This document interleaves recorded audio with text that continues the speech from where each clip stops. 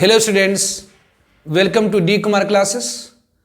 तो आज हम लोग ग्रुप 15 में फास्फोरस के बारे में डिस्कस करेंगे और आज के लेक्चर में हम लोग फास्फोरस की आइसोलेशन, फास्फोरस के इलेक्ट्रॉन्स, फास्फोरस के प्रॉपर्टीज, फास्फोरस के कंपाउंड के बारे में डिस्कस करेंगे।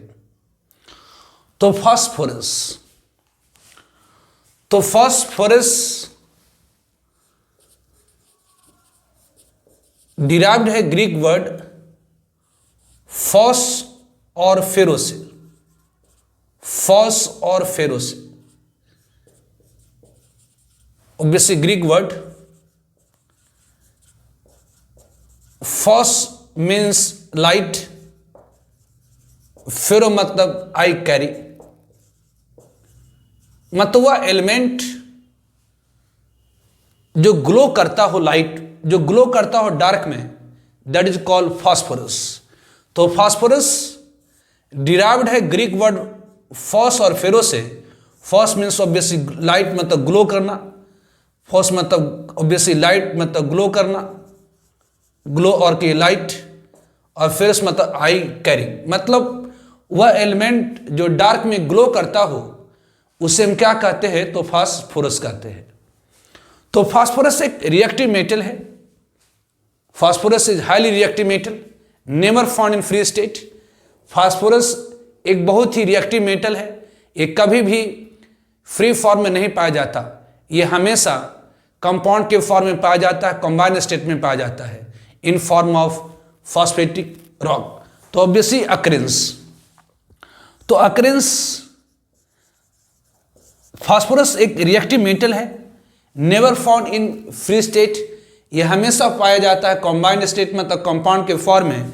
तो अकरेंस किस फॉर्म में? तो इन form of phosphatic rock, phosphatic rock के फॉर्म में पाया जाता है। कौन? तो फास्फोरस। तो फास्फोरस एक रिएक्टिव मेटल है, never found in free state, ये हमेशा कंबाइंड स्टेट में मतलब इन फॉर्म ऑफ कंपाउंड पाया जाता है, in form of phosphatic rock. इसमें first one is the phosphorite. इसमें पहला जो आपका है अकरेंस में, first one is the phosphorite. ये phosphorite, phosphorite that is the Ca3, phosphorite that is the Ca3PO4 whole 2, it is a phosphorite. तो ये क्या है? तो फर्स्ट वन जो फास्फोरस पाया जाता है in form of phosphorite, chemical formula Ca3PO4 whole 2। Second one is the fluorapatite, second one is the fluorapatite, second one is the fluorapatite, that is the Ca3PO4 whole 2 CF2. Third one is the chlorapatite, third one is the chlorapatite, third one is the chlorapatite, that is Ca3PO4 whole 2 CaCl2।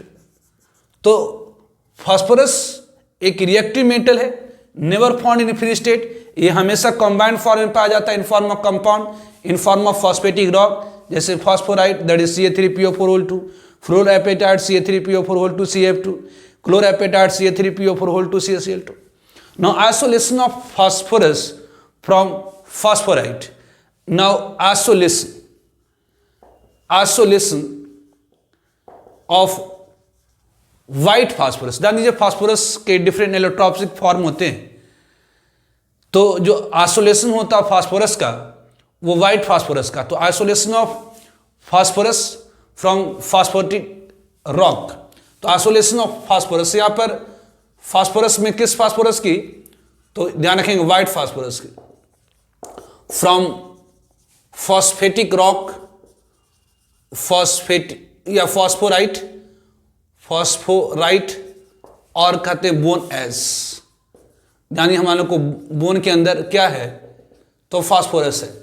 तो isolation of phosphorus में white phosphorus from फास्फोराइट और bone S. तो जब phosphorite को hit किया जाता है, जब फास्फोराइट को हिट किया जाता है सिलिका और कोक के साथ, जब फास्फोराइट को हीट किया जाता है सिलिका और कोक के साथ in electric furnace about 14 degree Celsius to 1500 degree Celsius 1400 degree Celsius to 1500 degree Celsius, तो व्हाइट फास्फोरस ऑब्टेन होती है। तो व्हेन फास्फोराइट, जब फास्फोराइट को, व्हेन फास्फोराइट इज हीटेड, जब फास्फोराइट को हम हीट करते हैं किसके साथ, तो with, when phosphorite is heated with, जब फास्फोराइट को हम हीट करते हैं किसके साथ, तो when phosphorite is heated with silica and coke, silica मतलब SiO2 एंड कोक, कोक मतलब purest form of carbon, coke that is carbon, in electric furnace, in electric furnace में गिब्स देता क्या है, in electric furnace about 1400 degree Celsius to 1500 degree Celsius gives देता क्या है, तो गिब्स वाट, तो फास्फोरस, व्हाइट फास्फोरस हमें देता है, व्हाइट फास्फोरस, व्हाइट फास्फोरस। तो ऑब्वियसली जब हम लोग हीट करते हैं किसको, तो जब हम लोग हीट करते हैं फास्फोराइड CA3PO4 को, ऑब्वियसली किसके साथ, तो सिलिका और कोक के साथ इन इलेक्ट्रिक फर्नेस, तो ये क्या देता है, तो this give us obviously phosphorus P4 देता है plus CaSiO3 plus CO। Obviously यहाँ जो रिएक्शन है आप कह सकते हैं, इस स्टेप वाइज में भी लिखा जाता है कहीं कहीं पर कि कैल्शियम फॉस्फेट SiO2 के साथ मिल करके स्टेप वाइज में से लिखा जाता है कहीं कहीं पर, देखेंगे कि ऑब्वियसली ये फॉस्फोराइट है CA3PO4 है, ये सिलिका के साथ क्या दे देता है, तो CaSiO3 प्लस P4O10 देता है, और ये P4O10 को ऑब्वियसली कोक रिड्यूस कर देता है किस में, तो CO प्लस P4 में। तो ऑब्वियसली दोनों कंबाइन करके अगर आप लिखें तो ये P4O10 कैंसिल, मतलब ये होगी आपका CA3, ये PO4 plus obviously silica plus Coke, ये क्या दे देगा, तो ये ऑब्वियसली ये P4 plus CaSiO3 plus what, तो CO दिस वन। तो आइसोलेशन ऑफ फास्फोरस मतलब व्हाइट फास्फोरस फ्रॉम फास्फोराइट और बोनेस, जब हम फास्फोराइट को हीट करते हैं सिलिका और कोक के साथ electric furnace about 1400 degree Celsius to 1500 degree Celsius, तो गिव्स व्हाइट फास्फोरस, मतलब फास्फोराइट को सिलिका और कोक के साथ हीट किया जा रहा है इन इलेक्ट्रिक फर्नेस, तो क्या दे रहा, तो फास्फोरस CaSiO3 प्लस CO। ध्यान रखें इसमें ध्यान क्वेश्चन एक आता है कि वाई जो फास्फोरस होती है वो P4 के फॉर्म में एग्जिस्ट कर रहा है, मतलब why atomicity of nitrogen is N2 and atomicity of phosphorus, मतलब एक मॉलिक्यूल में, एक नाइट्रोजन की मॉलिक्यूल बनने के लिए बस 2 एटम चाहिए, जबकि फास्फोरस की एक मॉलिक्यूल बनने के लिए 4 एटम चाहिए। तो कह रहा वाई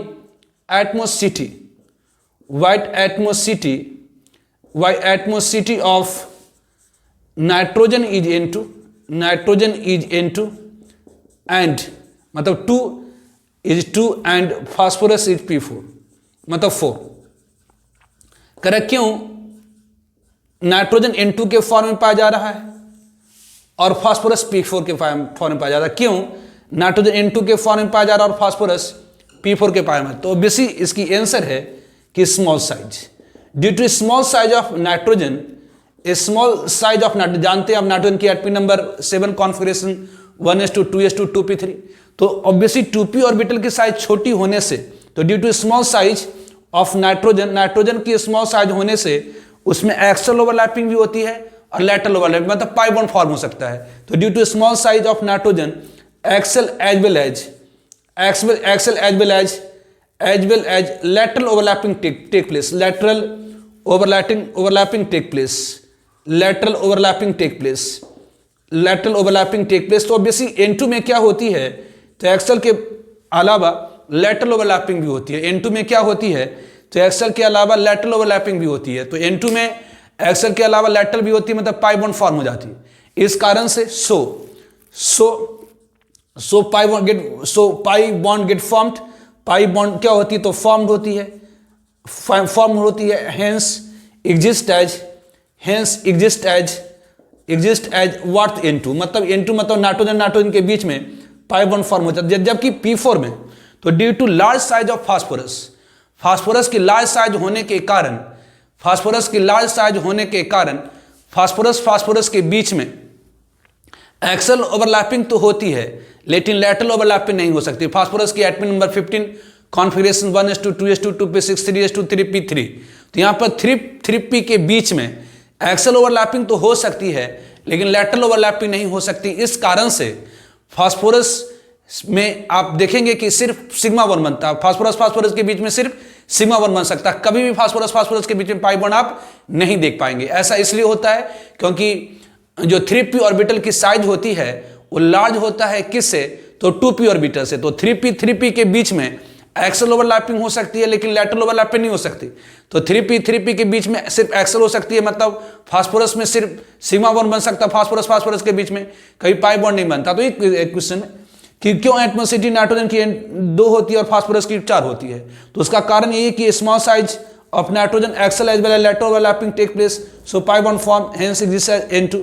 जबकि फास्फोरस में 3p ऑर्बिटल की साइज बड़ा होने के कारण उसमें एक्सल ओवरलैपिंग तो होगी, लेकिन लैटरल ओवरलैपिंग नहीं होगी।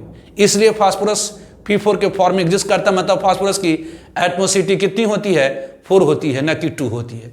ठीक है।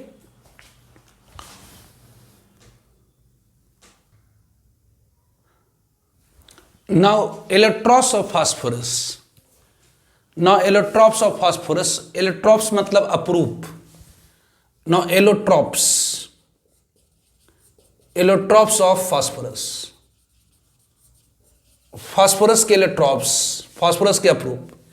इलेक्ट्रॉप्स क्या होती हैं, तो अपरूप एक ही एलिमेंट अलग अलग रूपों में अगर पाया जाए तो उसे हम क्या कहते हैं, तो इलेक्ट्रॉप्स। इलेक्ट्रॉप्स ऑफ फास्फोरस। इलेक्ट्रॉप्स क्या होता है, तो एन एलिमेंट एक जो तत्व होता है फॉन इंड पाया जाता है इन डिफरेंट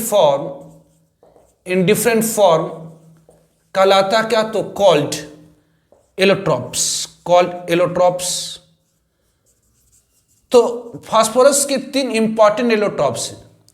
तो इलेक्ट्रॉप्स ऑफ फास्फोरस, तो 3 इलेक्ट्रॉप्स ऑफ फास्फोरस के 3 इलेक्ट्रॉप्स।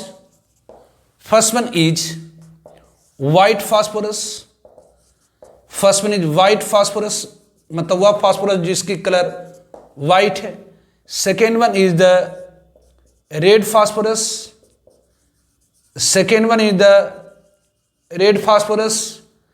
And third one is the black phosphorus. तो इलेक्ट्रॉप्स ऑफ फास्फोरस, इलेक्ट्रॉप मतलब प्रूफ, एक एलिमेंट का अलग अलग रूपों में पाया जाना क्या कहलाता है, तो इलेक्ट्रॉप्स कहलाता है। तो फास्फोरस के नंबर ऑफ इलेक्ट्रॉप्स होते हैं, जिसमें से 3 इंपॉर्टेंट इलेक्ट्रॉप्स है फास्फोरस के, that is the white phosphorus, red phosphorus and black phosphorus. इन तीनों में जो व्हाइट फास्फोरस है वो मोस्ट इंपॉर्टेंट है। तो व्हाइट फास्फोरस मेनली पाया जाता है। तो most common allotropes of phosphorus is the white phosphorus. तो white phosphorus is the most common allotropes of phosphorus. तो व्हाइट फास्फोरस है, white phosphorus is most common allotropes of phosphorus.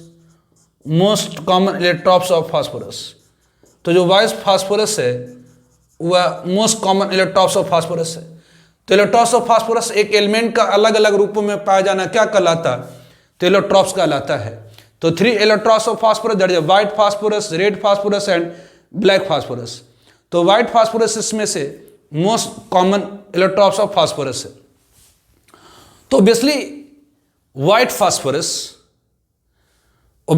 Phosphorus की जो isolation है, जिसमें white phosphorus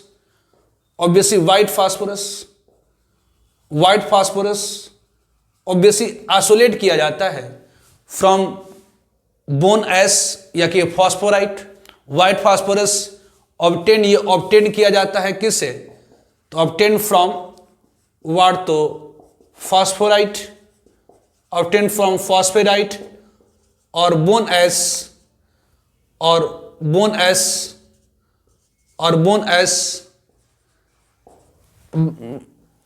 by hitting, obtained from phosphorite or bone as hitting with what, तो hitting in electric furnace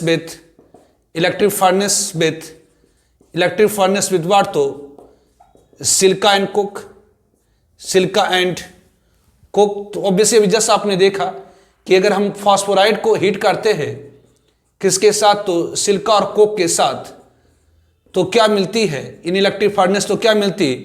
तो ये CaSiO3 plus obviously white phosphorus plus CO। तो white phosphorus obtain होता from फास्फोराइट और bonus heating in electric furnace with Chilka and Coke. तो white phosphorus जो होती है वो वैक्सी सॉलिड होता है रूम टेम्परेचर पर, और ये इनसॉल्युबल होता है वाटर, लेकिन हाईली सॉल्युबल होता है कार्बन डाइसल्फाइड में, इसलिए स्टोर किया जाता है ये वाटर के अंदर। ये ग्लो करता है डार्क में। व्हाइट फास्फोरस जो होती है वो ग्लो करता है डार्क में, इस कारण से इस एलिमेंट का नाम फास्फोरस पड़ा है। तो white phosphorus obviously white phosphorus क्या है? तो white phosphorus is white colour का वैक्सी सॉलिड है, इज व्हाइट वैक्सी सॉलिड। वैक्सी मतलब मोम जैसा सॉलिड है, वैक्सी सॉलिड विच इज इनसॉल्युबल, जो कि इनसॉल्युबल होती है, विच इज इनसॉल्युबल, जो कि इनसॉल्युबल होती है, पानी में नहीं घुलता, insoluble in water but highly soluble. लेकिन ये हाईली सॉल्युबल होती है किस में? तो highly soluble in carbon disulphide. So it is stored in, इसलिए ये स्टोर्ड कार्बन डाइसल्फाइड। ध्यान दीजिए जो व्हाइट फास्फोरस होती है ये ग्लो करता है, इट स्पॉन्टेनियसली इग्नाइट कर जाता है, स्पॉन्टेनियसली इग्नाइट्स मतलब जल उठता है किस में? तो ये अपने आप जल उठता है इन एयर। सो इसीलिए इट इज स्टोर्ड इन, इसलिए ये स्टोर किया जाता है, it is stored in water, इसलिए स्टोर किया जाता है किस में? तो वाटर के अंदर, स्टोर्ड इन वाटर। तो ऑब्वियसली जो व्हाइट फास्फोरस होती है वो स्पॉन्टेनियसली इग्नाइट करता है किस में? तो एयर में। जो व्हाइट फास्फोरस है वो स्पॉन्टेनियसली इग्नाइट करता है एयर में, इसलिए स्टोर किया जाता है वाटर के अंदर। ऑब्वियसली ये ग्लो करता है डार्क में, इस कारण से इस एलिमेंट का नाम ऑब्वियसली फास्फोरस पड़ा है। Obviously it glow in dark, ये ग्लो करता है डार्क में, इट ग्लो इन डार्क, ये ग्लो करता है डार्क में। So name of this element is phosphorus, इसलिए so name of the element is phosphorus, इसलिए नेम ऑफ द एलिमेंट क्या है? तो फास्फोरस है, इज फास्फोरस। तो व्हाइट फास्फोरस वैक्सी सॉलिड है रूम टेम्परेचर पर, जो कि इनसॉल्युबल होता है वाटर के अंदर but highly soluble in carbon disulphide. ये स्पॉन्टेनियसली इग्नाइट हो जाता है, जल उठता है एयर के अंदर, इस कारण से इसे स्टोर किया जाता है वाटर के अंदर। ऑब्वियसली ये ग्लो करता है डार्क में, इसलिए इस एलिमेंट का नाम ऑब्वियसली फास्फोरस पड़ा है। स्ट्रक्चर की बात करी जाए तो white phosphorus consists discrete P4 in which 4 phosphorus atom are at the vertices of tetrahedron। Obviously जो व्हाइट फास्फोरस होती है वो क्या होता? तो white phosphorus consist, white phosphorus में क्या होती है? तो व्हाइट फास्फोरस में क्या होती है? तो consist discrete P4 in which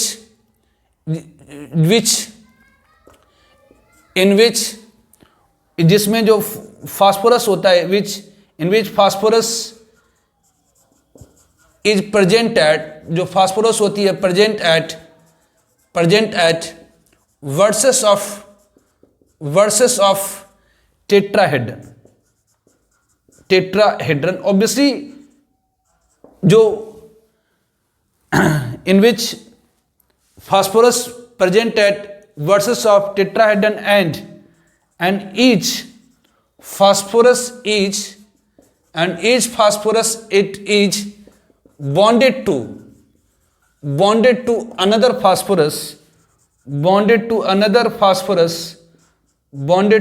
phosphorus through single covalent bond।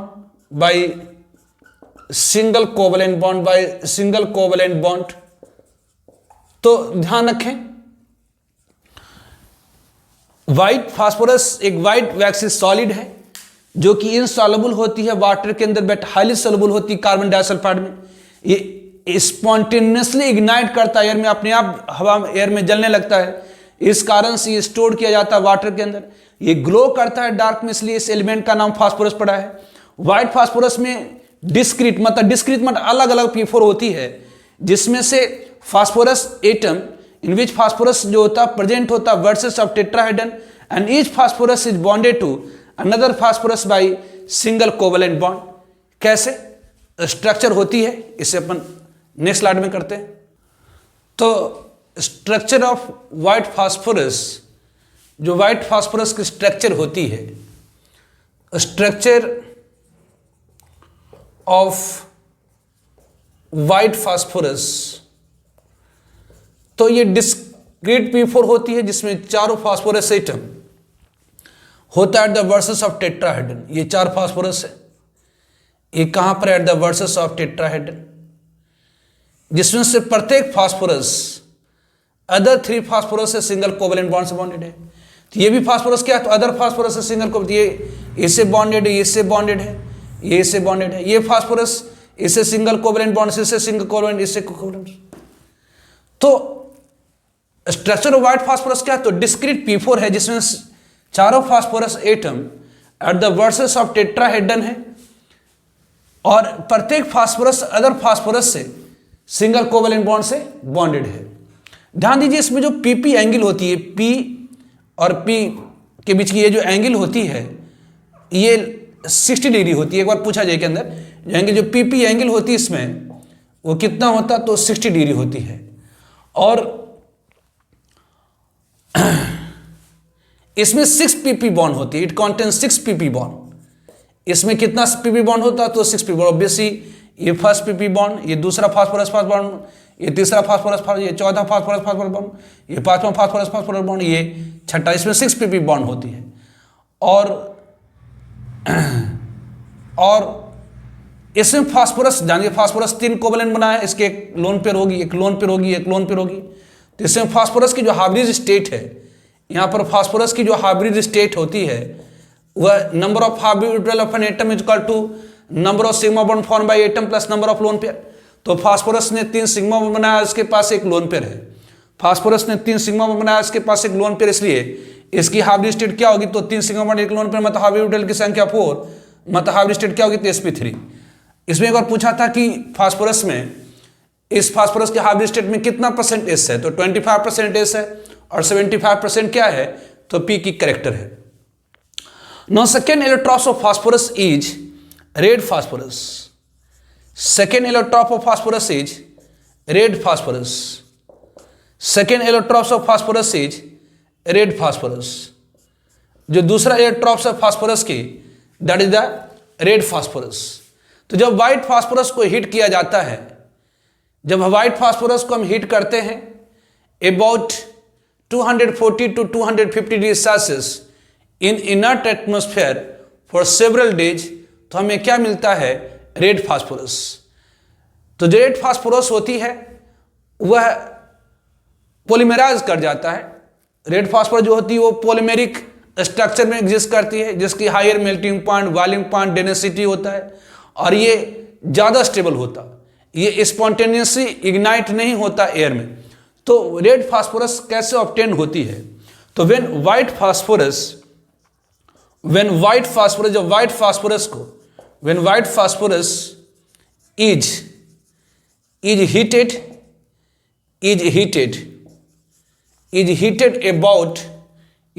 About, इसे हीट किया जाता है about 240 to 250 degree Celsius in inert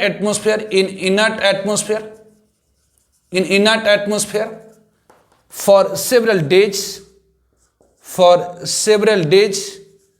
जब व्हाइट फास्फोरस को हीट किया जाता है about 240 to 250 degree in inert atmosphere for several days, obviously ये फॉर्म हो जाता है क्या, तो get converted into red phosphorus, get get converted into red phosphorus. ये कन्वर्ट हो जाता है किस में, तो रेड फास्फोरस।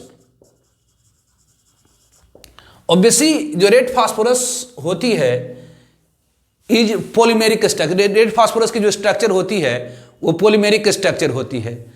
ऑब्वियसली जो रेड फास्फोरस होता है एग्जिस्ट एज, जो रेड फास्फोरस होती है, red phosphorus have polymeric structure. इसमें पॉलीमेरिक स्ट्रक्चर, इसकी पॉलीमेरिक स्ट्रक्चर होती है।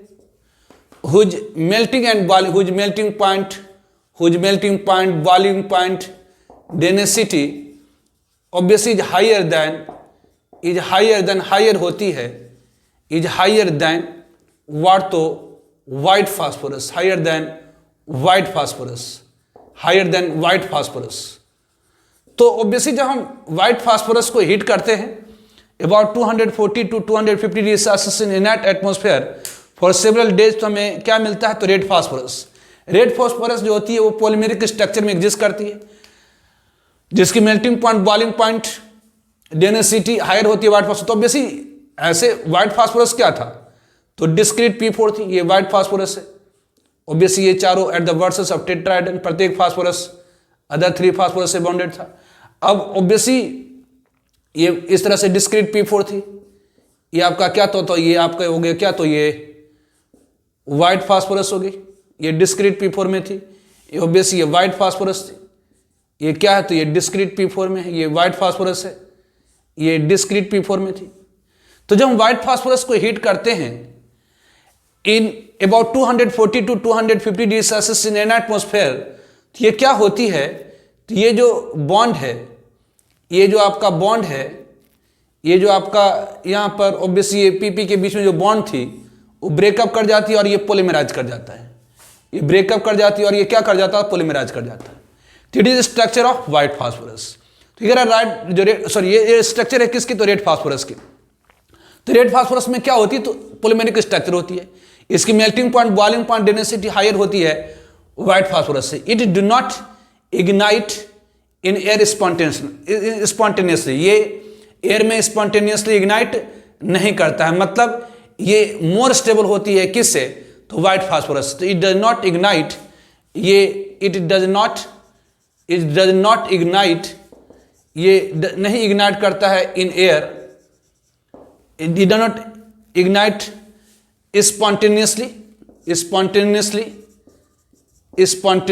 in air, ये एयर में स्पॉन्टेनियसली नहीं इग्नाइट करता है। सो इस कारण से इट इज मोर स्टेबल, इससे क्या है, तो ये मोर स्टेबल है देन वाइट फास्फोरस। तो जो रेड फास्फोरस होती है वो ज्यादा स्टेबल होती है किससे, तो रेड फास्फोरस ज्यादा स्टेबल होता है किससे, तो white phosphorus. Now third electrons of phosphorus is the black phosphorus. Third electron of phosphorus is the black phosphorus. जो तीसरी इलेक्ट्रॉप होती है फास्फोरस की, that is the black phosphorus. तो black phosphorus is the most stable form of phosphorus. जो black phosphorus होती है वो मोस्ट स्टेबल फॉर्म है किसकी, तो black phosphorus is the most stable form of phosphorus. ये ऑब्टेन्ड होता है किससे, तो रेड फास्फोरस से। रेड फास्फोरस को अगर हम हीट करते हैं एट हायर टेम्परेचर या हायर टेम्परेचर एंड प्रेशर, तो हमें क्या मिलता है, तो ब्लैक फास्फोरस मिलता है। तो ऑब्वियसली तो ब्लैक फास्फोरस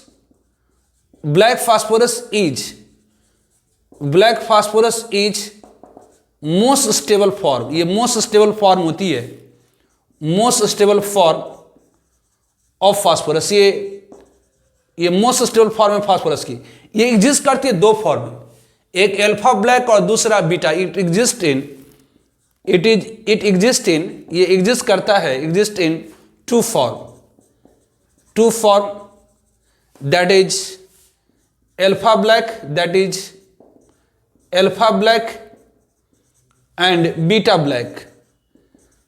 ऑब्वियसली ऑब्टेन्ड होता है, it is obtained from red phosphorus. ये ऑब्टेन्ड होता है किससे, it is obtained from red phosphorus obtained from red phosphorus obtained from red phosphorus. तो जैसे हम रेड फास्फोरस को हीट करते हैं अबाउट 550 डिग्री सेल्सियस, तो हमें क्या मिलता है? Black phosphorus. Black phosphorus obviously alpha black. और दूसरा है, यदि हम रेड फास्फोरस को हीट करते हैं, जब रेड फास्फोरस को हीट करते हैं about 200 degree Celsius at high pressure, तो हमें क्या मिलता है? तो बीटा ब्लैक। ये बीटा ब्लैक फास्फोरस, ये बीटा ब्लैक फास्फोरस। तो ब्लैक फास्फोरस ध्यान रखेंगे, एक बार जे में पूछा है, most stable form of phosphorus. Black phosphorus जो होती है most stable form of phosphorus होती है। एग्जिस्ट करता है दो फॉर्म, अल्फा ब्लैक और बीटा ब्लैक। ऑब्टेन होता है रेड फास्फोरस से।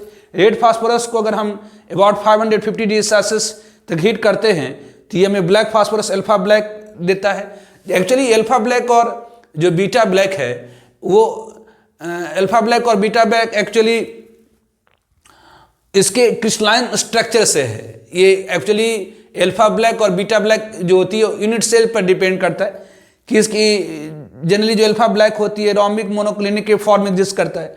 तो ये जो अल्फा ब्लैक और बीटा ब्लैक नाम है ये इसकी यूनिट सेल के कारण, यूनिट सेल इसकी अलग अलग होती है। अल्फा ब्लैक यूनिट सेल अलग टाइप की होती है और बीटा ब्लैक यूनिट सेल अलग टाइप की होती है। तो ध्यान रखेंगे, सिंपल ध्यान रखें, black phosphorus is the most stable form of phosphorus. ये ऑब्टेन्ड होता है रेड फास्फोरस से। रेड फास्फोरस को अगर 550 डिग्री सेल्सियस के बाद हीट करते तो अल्फा ब्लैक हमें मिलता है, अल्फा ब्लैक फास्फोरस मिलता है। और यदि 200 डिग्री सेल्सियस के अबाउट हीट करते हैं हाई प्रेशर पर तो बीटा ब्लैक फॉर्म होती है। इसकी जो स्ट्रक्चर होती है हेक्सागन, ये हेक्सागोनल टाइप का होता है, इस तरह से होती है। ये रेड ब्लैक फास्फोरस की स्ट्रक्चर इस तरह से, ये हेक्सागोनल टाइप से होता है पॉलीमेरिक फॉर्म। ये होती है व्हाट, तो ये it is the structure of what, तो ब्लैक फास्फोरस। ये स्ट्रक्चर होती है किसकी? तो ब्लैक फास्फोरस की। इट इज द व्हाट, तो ये ब्लैक फास्फोरस।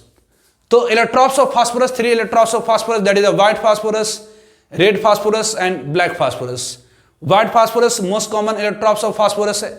ऑब्टेन्ड होता है फ्रॉम फास्फोराइट और बोन एस। जब फास्फोराइट या बोन एस को हीट करते हैं सिलिका और कोक के साथ in electric furnace at high temperature तो फॉर्म होती है क्या? तो white phosphorus. White phosphorus waxes solid, white waxes solid होता है रूम टेम्परेचर पर। ये इनसॉल्युबल होता है वाटर के अंदर बट हाईली सॉल्युबल होता है कार्बन डाइसल्फाइड में।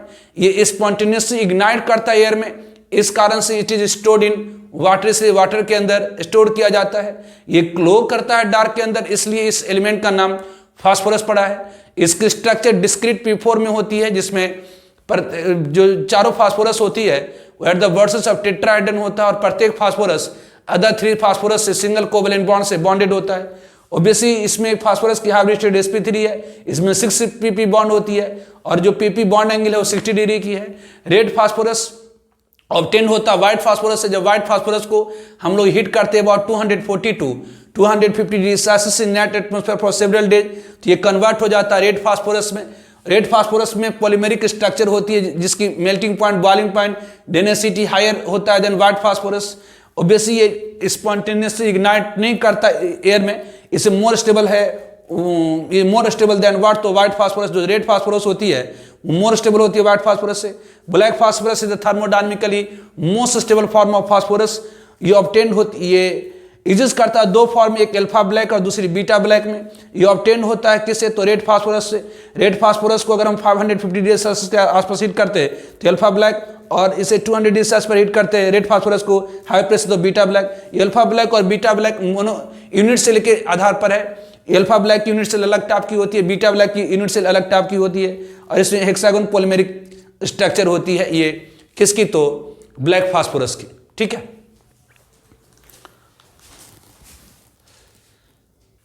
now chemical properties of phosphorus, now chemical properties of phosphorus, तो केमिकल रिएक्टिविटीज या chemical properties of phosphorus, phosphorus की केमिकल प्रॉपर्टीज।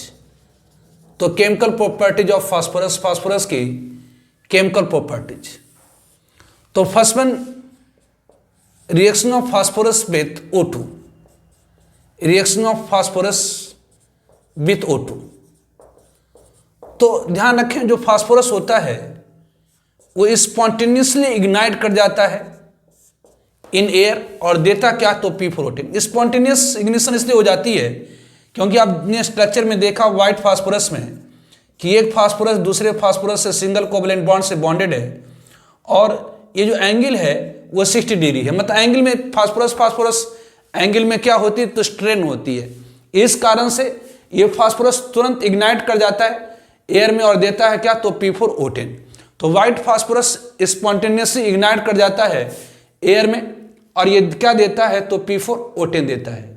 और बेसिस की अगर ऑक्सीडेशन को रिडायरेक्ट करनी है, मतलब स्लो करना है, तो ऑक्सीजन की मात्रा को कम करिए और नाइट्रोजन जो कि इनर्ट एटमॉस्फेयर क्रिएट करता है वो बढ़ा दीजिए।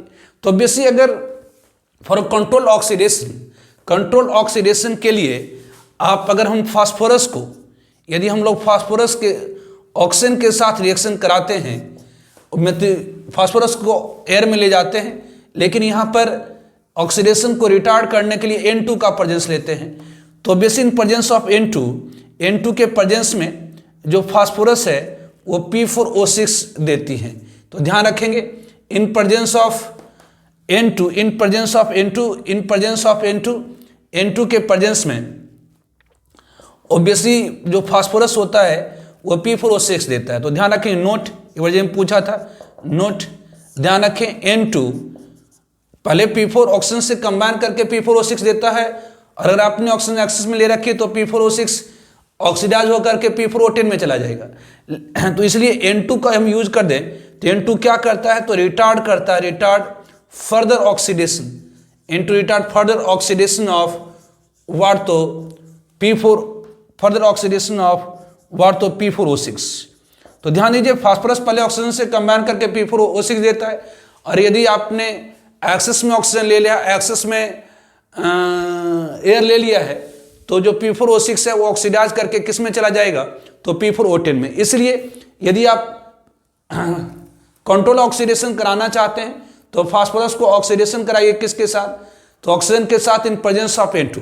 तो N2 के प्रेजेंस में क्या होगी, तो जो फास्फोरस है P4O6 में जाता है, यहाँ पर N2 रिटार्ड करता है, मतलब रोक देता है फर्दर ऑक्सीडेशन ऑफ P4O6। उस तरह से reaction of phosphorus with chlorine, second one with chlorine. तो बेसिक फास्फोरस क्लोरीन के साथ, फास्फोरस को अगर हम ड्राई क्लोरीन के साथ रिएक्शन कराते हैं तो PCl3 देता है, लेकिन अगर इसी फास्फोरस को क्लोरीन के साथ, एक्सेस ऑफ क्लोरीन के साथ रिएक्शन कराएं, एक्सेस ऑफ ड्राई क्लोरीन के साथ, तो ये क्या देता, तो PCl5 देता है। तो फास्फोरस क्लोरीन के साथ PCl3, लेकिन अगर इसी फास्फोरस को क्लोरीन के साथ, एक्सेस ऑफ क्लोरीन के साथ रिएक्शन कराएं तो ये क्या दे देगा, तो PCl5 दे देता है। उसी तरह से third one, reaction of phosphorus with metal के साथ, तो basic with metal, phosphorus metal के साथ कंबाइन करके उसकी मेटल फास्फाइड देता है। जैसे आप फास्फोरस को कैल्शियम के साथ कंबाइन करा दीजिए तो कैल्शियम फास्फाइड दे देगा, फास्फोरस को अगर आप मैग्नीशियम के साथ कंबाइन करा दीजिए तो मैग्नीशियम फास्फाइड दे देगा। तो विथ मेटल गिव्स व्हाट, तो देयर फास्फाइड, ऑब्वियसली उसकी कॉरेस्पॉन्डिंग फास्फाइड फॉर्म हो जाएगी। जैसे अगर आपने कैल्शियम को हीट करा दिए फास्फोरस के साथ तो क्या देगा, तो कैल्शियम फास्फाइड दे देगा। ऑब्वियसली अगर आपने मैग्नीशियम को फास्फोरस के साथ हीट कर दिया तो ये क्या दे देगा, तो मैग्नीशियम फास्फाइड दे देगा। तो ऑब्वियसली मेटल के साथ उसकी फास्फाइड फॉर्म करता है। उसी तरह से विथ एसिड के साथ, तो विथ एसिड, फास्फोरस की रिएक्शन विथ एसिड के साथ, तो ऑब्वियसली उसके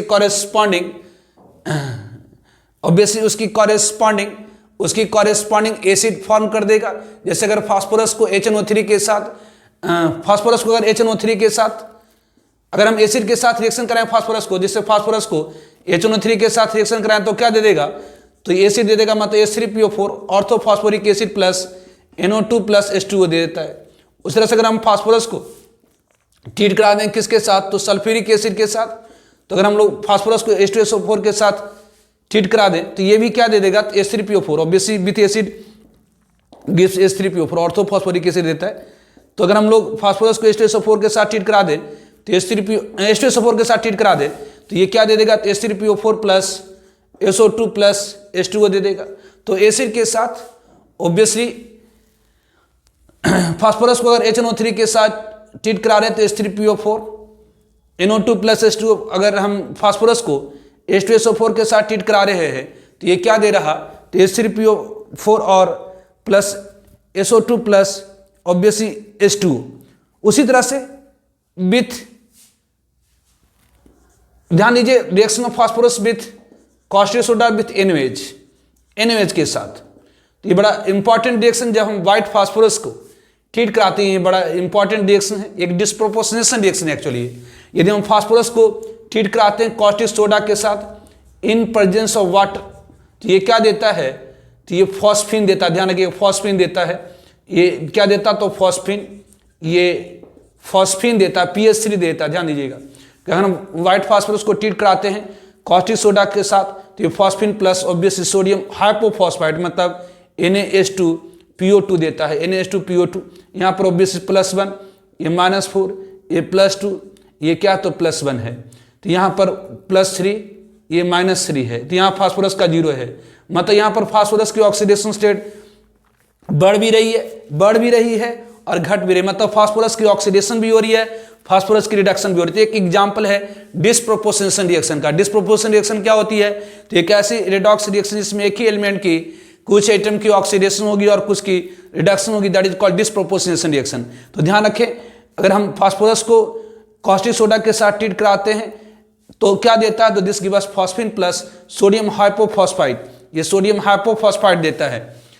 तो chemical properties of phosphorus with O2, obviously phosphorus air में स्पॉन्टेनियसली इग्नाइट करता है, क्योंकि फास्फोरस में फास्फोरस के बीच में जो एंगल 60 डिग्री के मतलब एंगल स्ट्रेन है, इस कारण से स्पॉन्टेनियसली ऑक्सीडाइज करके P4O10 देता है। यदि इसकी ऑक्सीडेशन को रिटार्ड करना चाहते हैं तो नाइट्रोजन का यूज करिए। नाइट्रोजन के प्रेजेंस में जो फास्फोरस होता है वो P4O6 देता है। यहाँ पर नाइट्रोजन रिटार्ड करता है further oxidation of P4O6 into P4O10। Obviously with chlorine, phosphorus chlorine के साथ PCl3, लेकिन एक्सेस ऑफ क्लोरीन के साथ, एक्सेस ऑफ ड्राई क्लोरीन के साथ ट्रीट कराएंगे तो PCl5।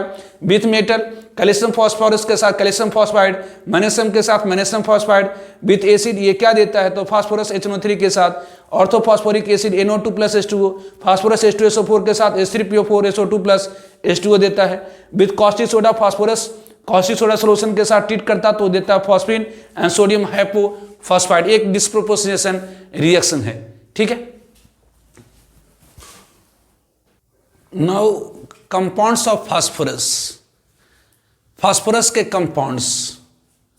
तो कंपाउंड्स ऑफ फास्फोरस में फर्स्ट वन हम लोग डिस्कस करेंगे ऑक्साइड्स ऑफ फास्फोरस। तो compounds of phosphorus, compounds of phosphorus में हम लोग फर्स्ट वन डिस्कस करेंगे oxides of phosphorus,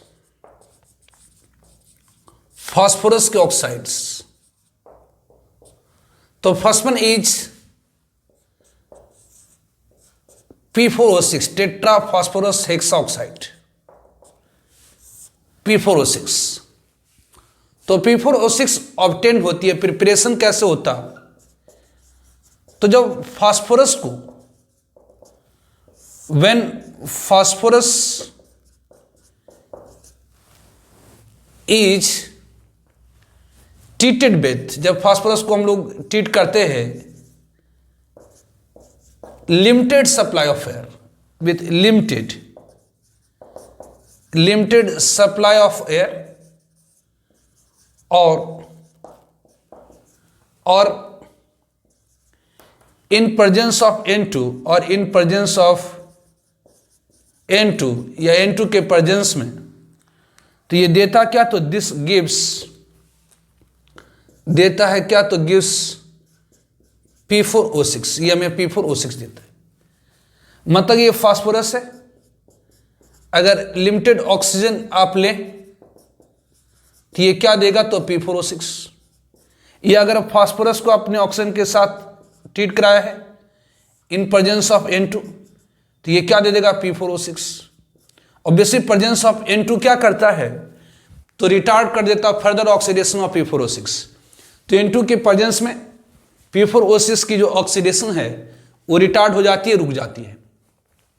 obviously P4O6 is a white crystalline solid. ये वाइट क्रिस्टलाइन सॉलिड होती है, crystalline solid at room temperature पर ये वाइट क्रिस्टलाइन सॉलिड है, having garlic order.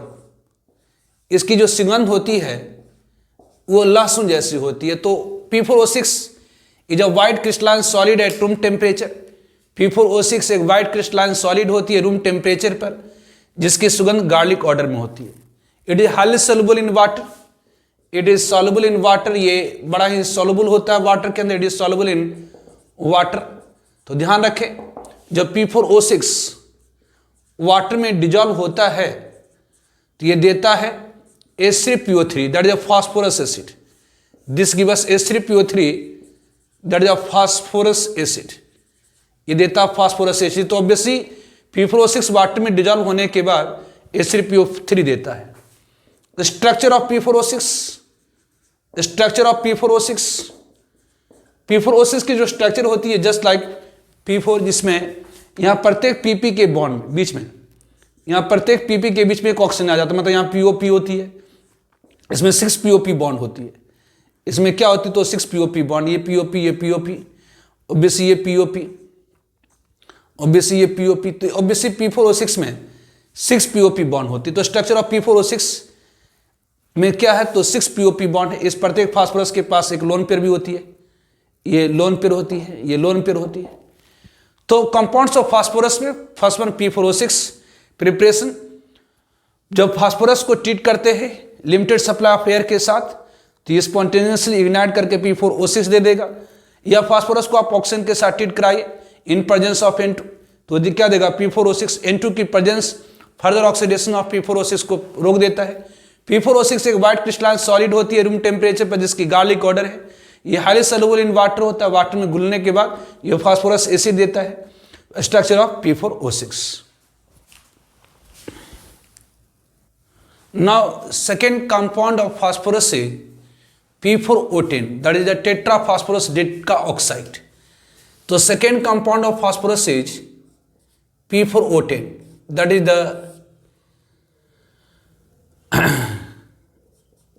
Tetra phosphorus deca oxide. तो P4O10, the tetra phosphorus deca oxide, ये prepare कैसे किया जाता है तो प्रिपरेशन। तो जब when phosphorus is treated with free supply of air, when phosphorus को हम ट्रीट करते, व्हेन फास्फोरस वाइट फास्फोरस को हम ट्रीट कर देते हैं, ट्रीटेड विथ वाट तो free supply of air, free supply of air gives देता क्या है तो दैट गिव्स P4O10। तो जब फास्फोरस को हम ट्रीट करते हैं obviously free supply of oxygen के साथ तो ये क्या देता तो P4O10 देता है। तो जब फास्फोरस को ट्रीट करते फ्री सप्लाई ऑफ एयर के साथ तो ये हमें क्या देता है तो P4O10 देता है। तो ऑब्वियसली जो P4O10 है, जो टेट्रा फास्फोरस डेका ऑक्साइड है, ये वाइट क्रिस्टलाइन सॉलिड होती है, हैविंग स्नो लाइक अपीयरेंस, जिसकी जो अपीयरेंस होती है वो बर्फ जैसी होती है। ये ऑर्डरलेस होता है जब प्योर होता, लेकिन यूजुअली गार्लिक ऑर्डर हो जाती रहती है इसके अंदर, मतलब लहसुन जैसा सुगंध होता है due to presence of small amount of P4O6। तो ऑब्वियसली जो P4O10 है it is a white crystalline solid. ये वाइट क्रिस्टलाइन सॉलिड है, ये वाइट क्रिस्टलाइन सॉलिड होती है, मतलब वाइट टाइप की ये क्रिस्टलाइन सॉलिड है, मतलब इसका डिफरेंट पैटर्न है। Having snow like appearance, having snow like appearance, ये इसकी जो अपीयरेंस होती है वह स्नो लाइक होती है, मतलब P4O6 वाइट क्रिस्टलाइन सॉलिड है जिसकी अपीयरेंस स्नो लाइक होती है। ये कलरलेस होता है जब, ये ऑर्डरलेस होता है जब प्योर होता, लेकिन इसमें यूजुअली गार्लिक ऑर्डर होती है due to presence of a small amount of P4O6। तो ऑब्वियसली इट इज ऑर्डरलेस, ये ऑर्डरलेस होती है, इट इज ऑर्डरलेस, ये ऑर्डरलेस मतलब सुगंधहीन होता है when pure, when pure. But usual garlic odour है, लेकिन इसमें प्राय क्या होती है, यूजुअल मतलब प्राय garlic odour is due to presence of small amount of P4O6। तो ऑब्वियसली इसकी जो गार्लिक ऑर्डर होती है वह होती है due to presence of a small amount of P4O6। Chemical property के बारे में अगर बात करें तो P4O10 एक स्ट्रॉन्ग डिहाइड्रेटिंग एजेंट है, मतलब इसकी ग्रेट एफिनिटी होती है वाटर की। तो ऑब्वियसली केमिकल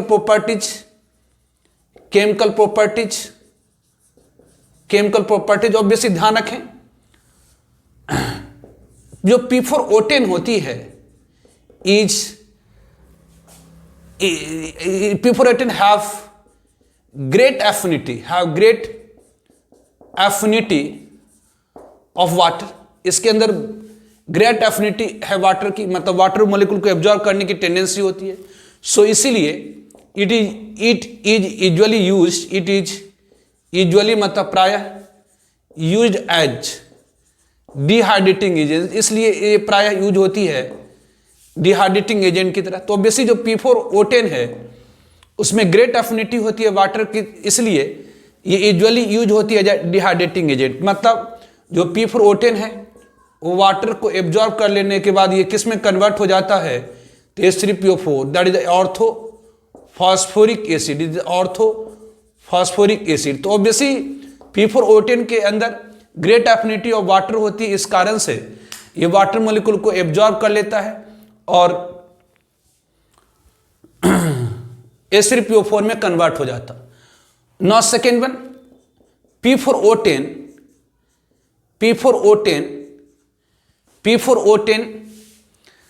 में फास्फोरस अपने मैक्सिमम ऑक्सीडेशन स्टेट में है। इसे P4O10 as an oxidising agent, ये ऑक्सीडाइजिंग एजेंट की तरह भी काम करता है, एज एन ऑक्सीडाइजिंग एजेंट। जैसे अगर हम P4O10 को ट्रीट करा दे, P4O10 में फास्फोरस अपने मैक्सिमम पॉसिबल ऑक्सीडेशन स्टेट में है, और बेसिस 1 ऑक्सीजन की ऑक्सीडेशन स्टेट -2, तो 10 की -20, कुल मिलाकर 0 करने के लिए +20, मतलब 4 फास्फोरस के ऊपर +20 है, तो एक फास्फोरस के ऊपर कितनी, तो +5। तो P4O10 को अगर हम कोक के साथ हिट कर देते हैं तो ये खुद रिड्यूस हो जाता है फास्फोरस में और कार्बन को ऑक्सीडाइज कर देता है CO में। थर्ड वन, P4O10 क्या है, तो एक नॉन मेटल की ऑक्साइड है, मतलब ये एसिडिक ऑक्साइड है। तो ऑब्वियसली P4O10 मतलब नॉन मेटल की oxide is an acidic oxide. ये क्या है, तो एसिडिक ऑक्साइड है। सो इसे रिएक्ट करता है किसके साथ, तो react with basic oxide. Basic oxides मतलब मेटल ऑक्साइड, बेसिक ऑक्साइड मतलब मेटल की ऑक्साइड। जैसे अगर आपके पास कैल्शियम की ऑक्साइड है, मेटल ऑक्साइड है, और इसे हम ट्रीट करा दे किसके साथ, तो P4O10 के साथ, तो क्या दे देगा, तो कैल्शियम फॉस्फेट। तो P4O10, लेकिन इसमें जब सबसे ज्यादा इंपॉर्टेंट इसके क्या है, तो स्ट्रक्चर ऑफ P4O10 की स्ट्रक्चर, जैसा P4 था, P4O6 था, उसी तरह से P4O10। यहां पर बस अंतर यह होता है कि प्रत्येक यहां पर 6 POP बॉन्ड होती है, एक POP, 2 POP, ये 3 POP, ये 4 POP। ऑब्वियसली इस फास्फोरस के बीच में POP, ये 5, इस फास्फोरस के बीच में भी POP, ये 6, और ये ऑब्वियसली कोऑर्डिनेट बॉन्ड या डबल बॉन्ड फास्फोरस हो गया, कोऑर्डिनेट बॉन्ड या डबल बॉन्ड फास्फोरस हो गई, कोऑर्डिनेट बॉन्ड या डबल बॉन्ड फास्फोरस हो गई, कोऑर्डिनेट बॉन्ड या डबल बॉन्ड फास्फोरस हो गई। तो it is structure of P4O10। तो ये इससे पूछा कि भाई P4O10 में कितना कुल सिग्मा बॉन्ड है, पाई बॉन्ड, तो यहाँ 2, 2, 4, 2, 6, 2, 8, 2, 10, 2, 12, 4, 16 सिग्मा बॉन्ड है और 4 पाई बॉन्ड है। तो it is the compound of oxide of phosphorus, that is the P4O6 and P4O10। ना chloride of phosphorus. Now third compound of phosphorus is phosphorus trichloride. Third compound of phosphorus is phosphorus trichloride, PCl3। तो preparation, तो जब हम phosphorus को treat कराते हैं, phosphorus को अगर हम ट्रीट कराते हैं, व्हाइट फास्फोरस को अगर ट्रीट कराते हैं विथ, तो P4 विथ ड्राई क्लोरीन, जब फास्फोरस को ड्राई क्लोरीन के साथ ट्रीट कराते हैं तो ये हमें क्या देता है, तो PCl3 देता है। सेकेंड में दूसरा मेथड, जब हम व्हाइट फास्फोरस को ट्रीट कराते हैं थानाल क्लोराइड के साथ, SOCl2 के साथ, तो जब हम फास्फोरस को ट्रीट कराते हैं थानाल क्लोराइड के साथ, मतलब SOCl2 के साथ, तो ये क्या देता है, तो this give us PCl3 plus SO2 plus H2Cl2। तो फास्फोरस को अगर हम थानाल क्लोराइड के साथ ट्रीट कराते तो this give us phosphorus trichloride. Obviously phosphorus trichloride ये कलरलेस वाली लिक्विड होती है, have great affinity of water, तो ये कलरलेस वाली लिक्विड होती है जिसकी पंजेंट स्मेल होती और इसकी एफिनिटी होती है, ग्रेट एफिनिटी होती है वाटर के से।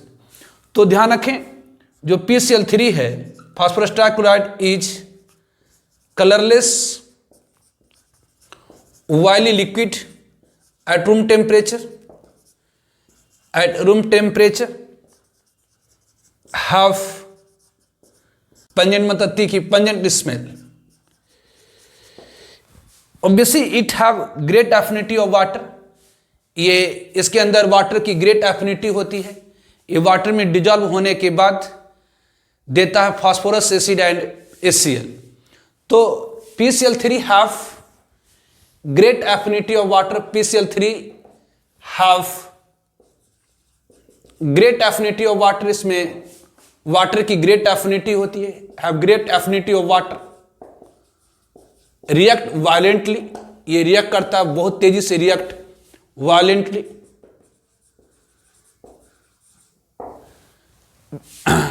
मतलब एक्चुअली होती क्या, तो PCl3 में 3 क्लोरीन है, क्लोरीन की इलेक्ट्रॉन नेगेटिविटी ज्यादा होती है फास्फोरस, जिसके कारण यहां पर क्या होता, तो पॉजिटिव चार्ज होता है, और ये H2O है, इसके पास नेगेटिव चार्ज है, तो ऑब्वियसली ये क्या करता है, इस पर अटैक कर देता है और क्लोरीन को हटा करके ये क्या देता है, तो H3PO3 phosphorus acid plus HCl देता है।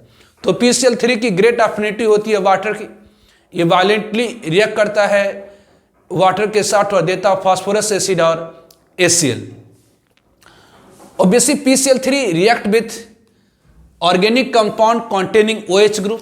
ऑब्वियसली जो PCl3 है रिएक्ट करता है, react with organic compound, with organic compound, organic compound, organic compound containing what, तो OH ग्रुप। तो जो PCl5 है रिएक्शन करता है वैसे ऑर्गेनिक कंपाउंड के साथ जिसके पास क्या है, तो OH ग्रुप है। जैसे हमारे पास कोई एल्काइल अल्कोहल है, उसमें OH ग्रुप है, और इसे अगर हम PCl3 के साथ ट्रीट करा दें तो बेसिक यहाँ पर फास्फोरस के पास पॉजिटिव चार्ज होता है, ऑक्सीजन के पास नेगेटिव चार्ज होता है, ये रिएक्शन कर जाता है और ये देता है alkyl halide ArCH2Cl plus obviously H3PO3 plus H3PO3 plus obviously HCl। तो ऑब्वियसली ये रिएक्शन कर जाता है। अल्कोहल को अगर हम ट्रीट करा दे किसके साथ, तो PCl3 के साथ, ये H3PO3 प्लस एल्काइल हैलाइड देता है। उसी तरह से यदि हमारे पास कार्बोलिक एसिड है और इसे हम ट्रीट करा देते हैं PCl3, इसमें भी OH है, तो ये क्या देता है, तो RCOCl plus H3PO3 plus HCl। तो जो कार्बोलिक एसिड है वह रिएक्शन करता है किसके साथ, तो PCl3 के साथ, और ये देता है क्या, तो acid chloride plus obviously H3PO3 plus obviously HCl।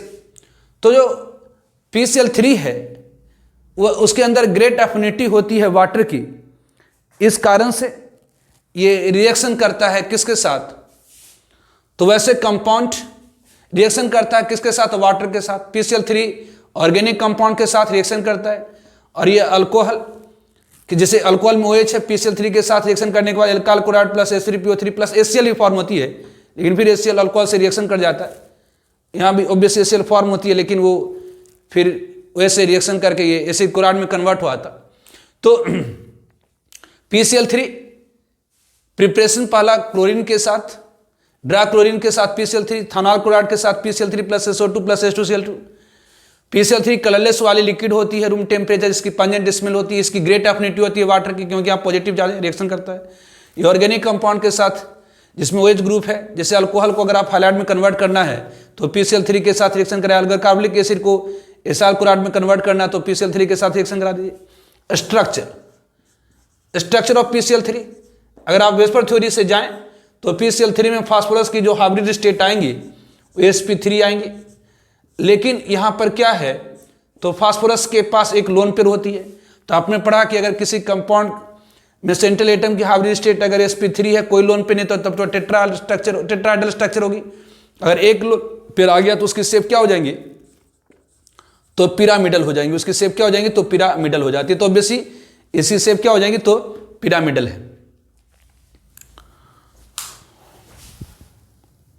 Now next compound of phosphorus is phosphorus pentachloride.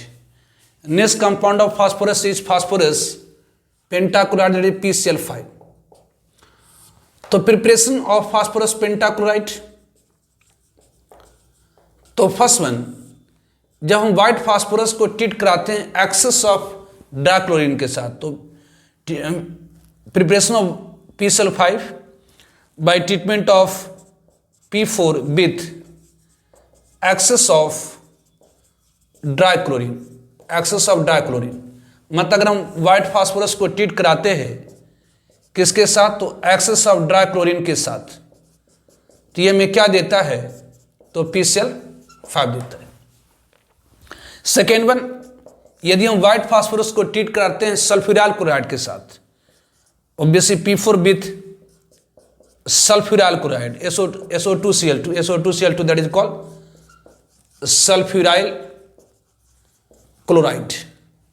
तो जब हम व्हाइट फास्फोरस को ट्रीट कराते हैं, जब व्हाइट फास्फोरस को ट्रीट कराते हैं सल्फ्यूराइल क्लोराइड के साथ, SO2Cl2 के साथ, तो ये क्या देता है, तो PCl5 प्लस SO2 देता है।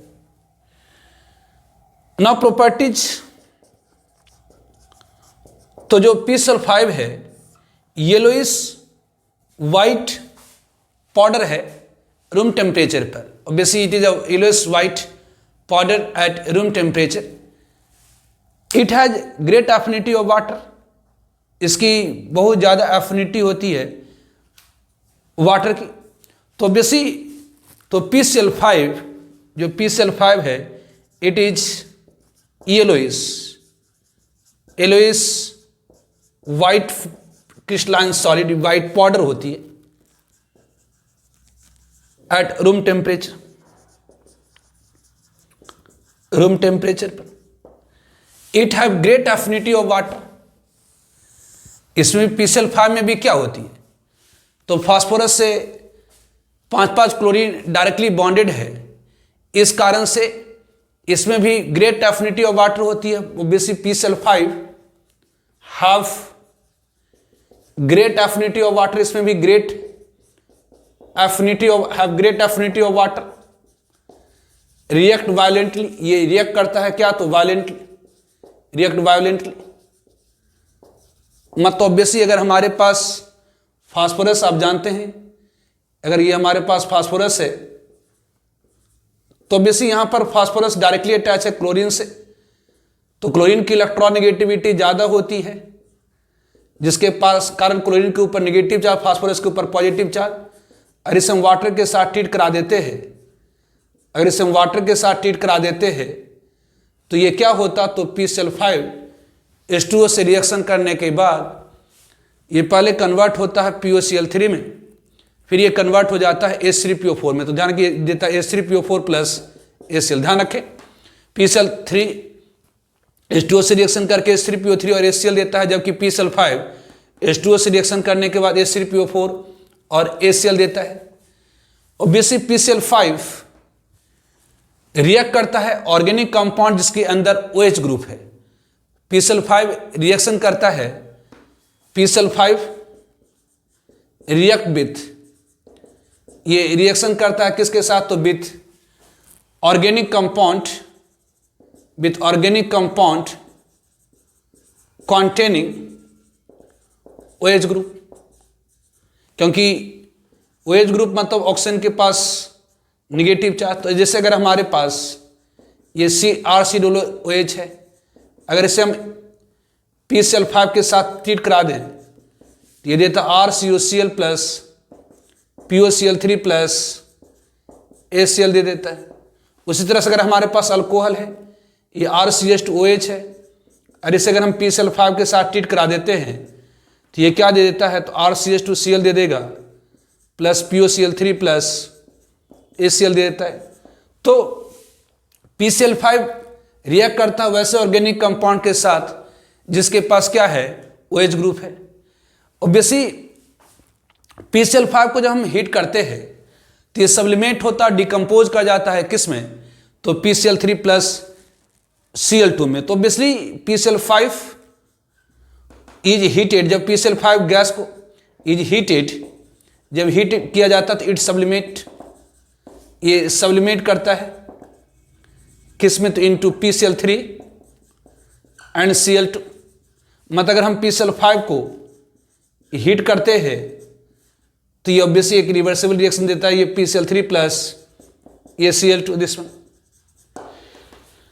ध्यान दीजिए PCl5 कुछ कंपाउंड के साथ रिएक्शन करने के बाद, जैसे PCl5 रिएक्ट करता है ऑक्सीजन के साथ, P4O10 के साथ, SO2 के साथ, इन सब के साथ H2SO4 के साथ क्या देता है, तो POCl3 देता है। जैसे अगर आप PCl विथ, ध्यान रखें, with O2, PCl5 with O2, P4O10, SO2, H2SO4 gives what, तो gives POCl3। जो PCl5 होता है O2, P4O10, SO2, H2SO4 के साथ PCl5 देता है।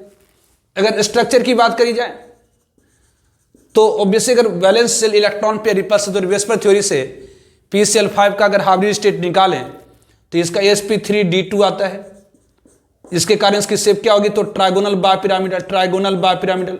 मतलब ये फास्फोरस है, ये ऑब्वियसली ये क्लोरीन है, ये क्लोरीन है, ये क्लोरीन है, ये Cl, ये Cl है। तो ये ट्रायंगल के ऊपर एक पिरामिड, एक नीचे पिरामिड, मतलब PCl5 की जो स्ट्रक्चर होती है वो कैसी होती है, ट्राइगोनल बायपिरामिडल होती है। तो PCl5 प्रिपरेशन, अगर हम फास्फोरस को ड्राइक्लोरीन के एक्सेस ऑफ ड्राइक्लोरीन के साथ रिएक्शन कराते तो PCl5 with sulphuryl chloride, phosphorus sulphuryl chloride के साथ PCl5 प्लस SO2 देता है। येलोइश वाइट पाउडर होता है रूम टेम्परेचर पर। PCl5 में फास्फोरस के पास सब्सटेंशियल पॉजिटिव चार्ज, इसलिए इसकी ग्रेट एफिनिटी होती है वाटर की, देता है PCl5 H2O के साथ SrPO4 प्लस HCl देता है।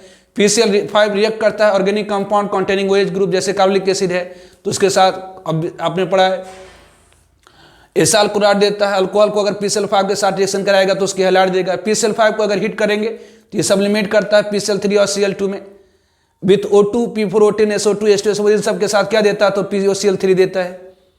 इसकी स्ट्रक्चर ट्राइगोनल बायपिरामिडल होती है। ठीक है। Now next compound of phosphorus is phosphine. Next compound of phosphorus is phosphine. Phosphine मतलब ऑब्वियसली PH3। तो next compound of phosphorus is phosphine. तो प्रिपरेशन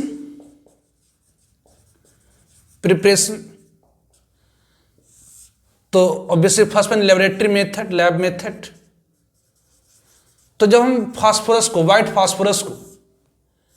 जब हम व्हाइट फास्फोरस को ट्रीट कराते हैं कॉस्टिक सोडा सॉल्यूशन के साथ,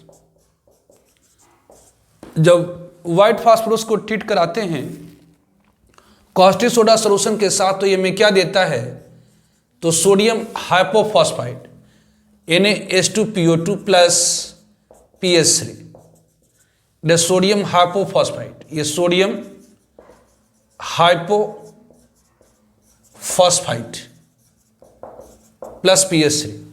एक डिसप्रोपोर्शनेशन रिएक्शन है जिसमें फास्फोरस की ऑक्सीडेशन भी हो रही है, रिडक्शन, यहाँ फास्फोरस की ऑक्सीडेशन स्टेट 0 है। A +1, 1 ऑक्सीजन की -2 तो 2 की -4, A +2 A +1, तो यहाँ पर फास्फोरस की ऑक्सीडेशन स्टेट 0 से +1 हुई है, यहाँ पर 0 से फास्फोरस की -3 हुई है। तो ध्यान रखें जब फास्फोरस को कॉस्टिक सोडा सोल्यूशन के साथ ट्रीट कराते हैं तो हमें सोडियम हाइपोफॉस्फाइड देता है प्लस PS3। सेकेंड वन, दूसरा method by hydrolysis of metal phosphide. Metal phosphide के हाइड्रोलाइसिस द्वारा ऑब्वियसली जैसे अगर हमारे पास कैल्शियम फॉस्फाइड है Ca3P2 है और अगर इसे हम ट्रीट करा दे वाटर के से तो ये हमें क्या दे देगा, कैल्शियम हाइड्रोक्साइड प्लस PS3। अगर हमारे पास मैग्नीशियम फॉस्फाइड है Mg3P2 है और इसे वाटर के साथ ट्रीट करा दें तो ये हमें क्या दे देगा, तो मैग्नीशियम हाइड्रोक्साइड प्लस वाटर तो PS3। तो ध्यान रखें फॉस्फीन की लेबोरेटरी मेथड ये बड़ा इंपॉर्टेंट रिएक्शन है। हम फास्फोरस को, व्हाइट फास्फोरस को ट्रीट कराते हैं कॉस्टिक सोडा के साथ, कॉस्टिक सोडा सोल्यूशन के साथ, तो हमें क्या देता है, सोडियम हाइपोफॉस्फाइड और ये compound that is phosphine. Obviously phosphine colourless gas है, having rotten fish like smell, मतलब अनप्लीजेंट स्मेल होती है, रॉटन फिश जैसे स्मेल होती है। इट इज हाईली पॉइजनस, ये बहुत ही पॉइजनस होती है। तो ध्यान रखेंगे फॉस्फीन क्या है, तो phosphine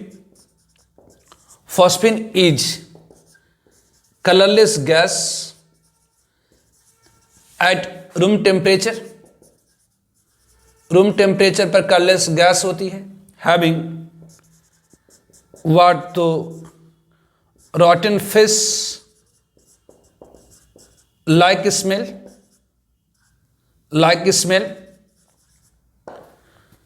obviously it is poisonous, ये पॉइजनस होती है, it is poisonous. Now chemical properties of phosphine, तो जैसे फॉस्फीन को अगर हम डिकम्पोज करा दें तो ये फास्फोरस और हाइड्रोजन, तो obviously first one is the chemical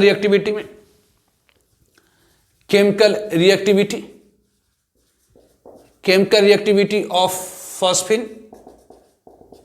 first one is the decomposition, और हम फॉस्फीन को हीट करें इन इनर्ट एटमॉस्फेयर तो फॉस्फीन क्या होगी, तो डिकम्पोज कर जाती है किस में, तो फास्फोरस और H2 विथ O2। अगर हम फॉस्फीन को O2 के साथ हीट करा दें तो ये ऑक्सीडाइज कर देगा फॉस्फीन को किस में, तो P4O10 प्लस H2O, मतलब PS3 को अगर हम O2 के साथ हीट करा दें तो इसे ऑक्सीडाइज करेगा P4O10 में या कि P2O5 में plus H2O, P2O5 that will get dimerise into P4O10 with acid के साथ। तो जस्ट लाइक PS3 क्या है, तो with PS3 is base, PS3 क्या है, is a big Lewis base, is a big base, ये एक बिग बेस है लाइक NH3, जैसे NH3 है। So with acid, so react with acid, इसलिए एसिड के साथ रिएक्शन करता है। जैसे NH3 को अगर HCl के साथ रिएक्शन कराइए तो NH4Cl, अगर NH3 को HBr के साथ रिएक्शन कराइए तो NH4Br, NH3 को अगर HI के साथ रिएक्शन कराइए तो NH4I।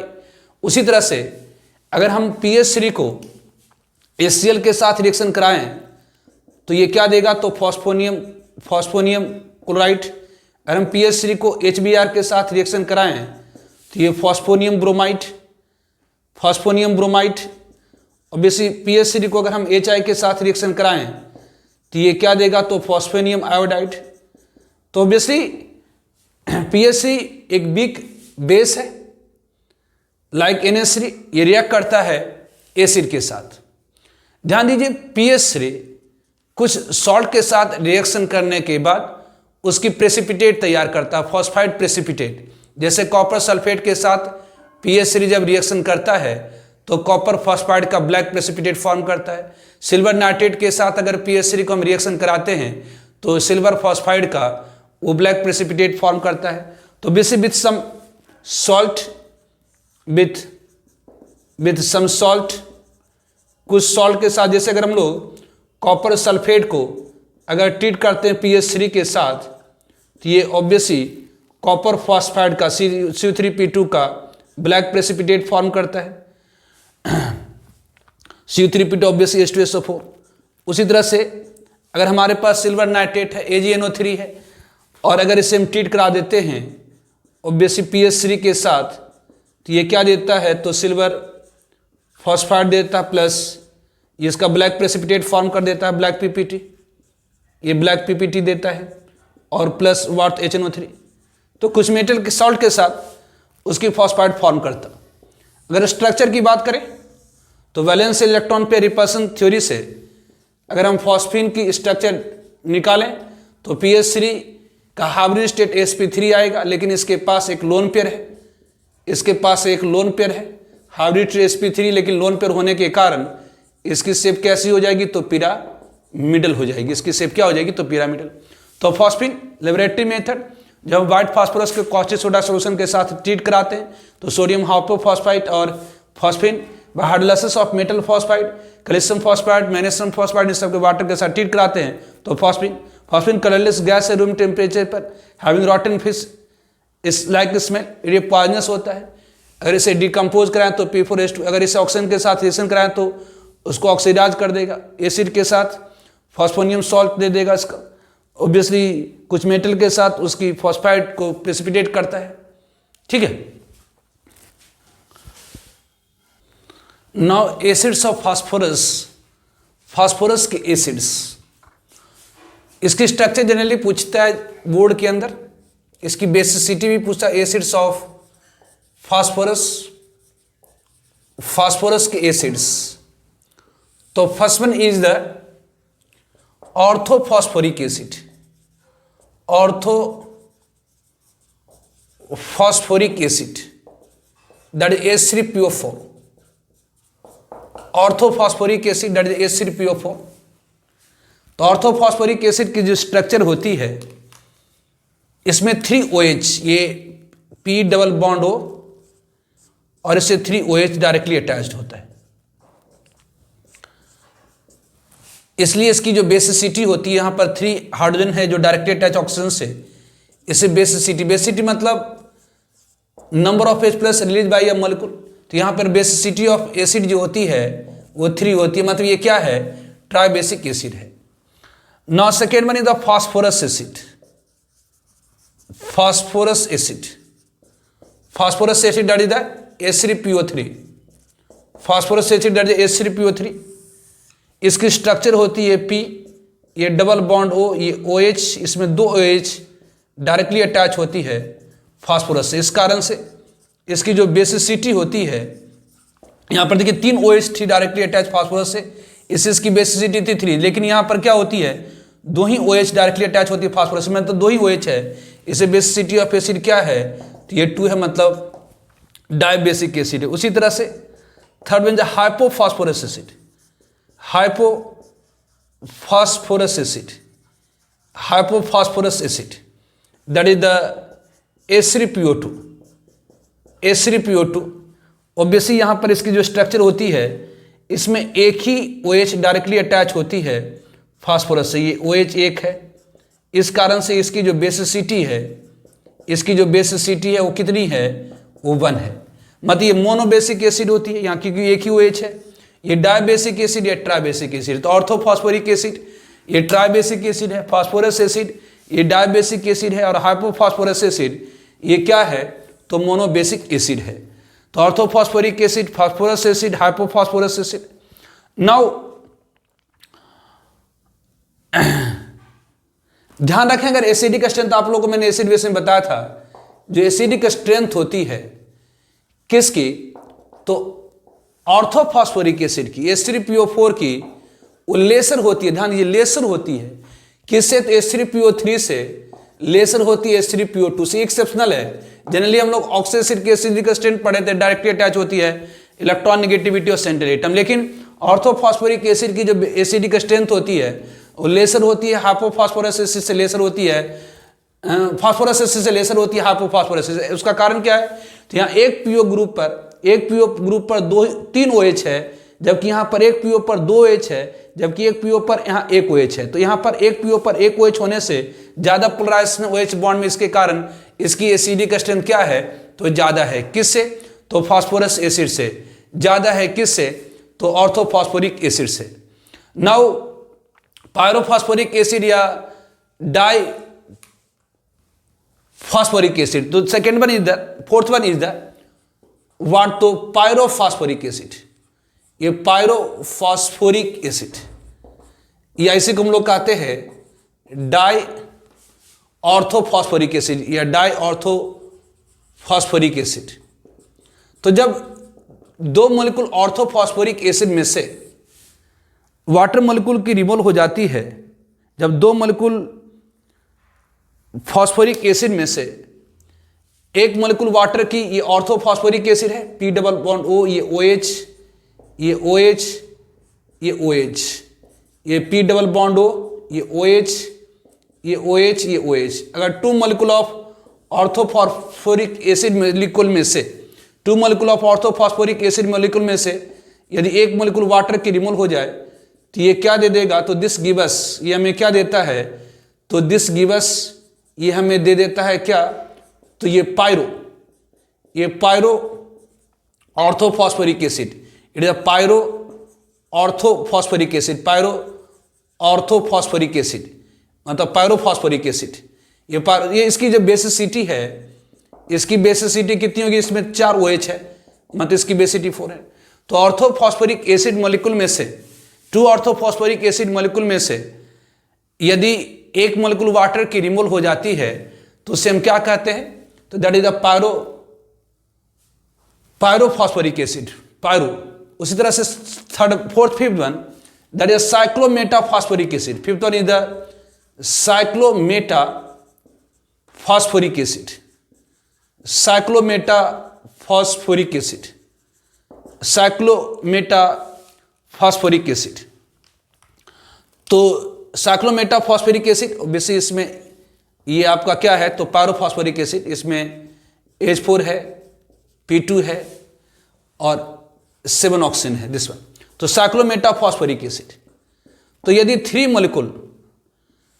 Molecule of orthophosphoric acid molecule में से, 3 मॉलिक्यूल ऑफ ऑर्थोफॉस्फोरिक मॉलिक्यूल में से, ये 3 मॉलिक्यूल ऑफ H3PO4 में से यदि हम लोग वाटर मॉलिक्यूल की रिमूवल कर दे तो ये क्या होगा? तो दिस गिवस, ये हमें दे देता है HPO3 ये होल 3। तो जैसे आपके पास H3PO4 है, दिस H3PO4, ये OH है, ऑब्वियसली ये डबल बॉन्ड O है, ये OH है, ये OH है, ऑब्वियसली ये P, ये आपका डबल बॉन्ड O है, ये OH है, ये OH है, ये OH है। उस तरह से ये P डबल बॉन्ड O है, ये OH है, ये OH है, ये OH है। इसमें से क्या करें? तो वाटर मॉलिक्यूल एक यहाँ से निकाल लें, ऑब्वियसली इसका OH यहाँ से, फिर H यहाँ से OH निकाल लें, ऑब्वियसली इसका OH, इसका H निकाल लें।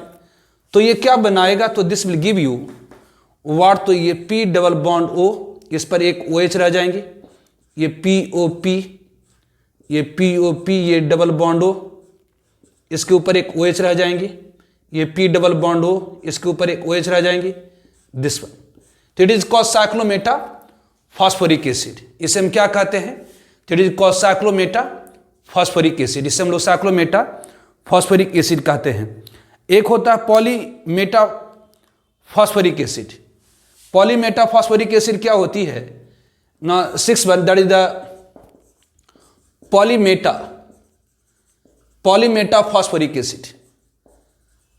तो पॉलीमेटाफॉस्फोरिक एसिड क्या होती है?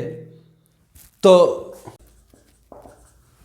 पॉलीमेटाफॉस्फोरिक एसिड, जैसे H3PO4 है, N मॉलिक्यूल, इसे क्या करिए तो N वाटर मॉलिक्यूल निकाल लीजिए, तो ये क्या देगा, तो HPO3N, इसे कहते हैं पॉलीमेटाफॉस्फोरिक एसिड। इसमें क्या होता, तो ये P double bond O, obvious ये है, ये OH है, ये O है, ये P है, ये डबल बॉन्ड O है, ये OH है, ये O है, it is the polymetaphosphoric acid, ये पॉलीमेटाफॉस्फोरिक एसिड होती है। तो acids of phosphorus, that is orthophosphoric acid H3PO4, phosphorus acid H3PO3, इसकी बेसिसिटी 3, इसकी बेसिसिटी 2, यहाँ पर बड़ा इंपॉर्टेंट है। पायरो वर्ड आया है, 2 मॉलिक्यूल में से 1 मॉलिक्यूल वाटर निकालिए तो पायरो, 3 मॉलिक्यूल में से 3 मॉलिक्यूल वाटर को निकालिए तो ऑब्वियसली ये मेटा, तो साइक्लोमेटाफॉस्फोरिक एसिड। एंड पॉलीमेटाफॉस्फोरिक एसिड, बहुत सारे मॉलिक्यूल में से वाटर मॉलिक्यूल निकाल लीजिए, दैट इज पॉलीमेटाफॉस्फोरिक एसिड। तो ये सारे एसिड्स ऑफ फास्फोरस हो गए, ठीक है। तो ये आपका फास्फोरस अकरेंस, आइसोलेशन, इलेक्ट्रॉप्स, physical properties, chemical properties, compounds, ये सारा हो गया फास्फोरस के बारे में, ठीक है। Okay, bye.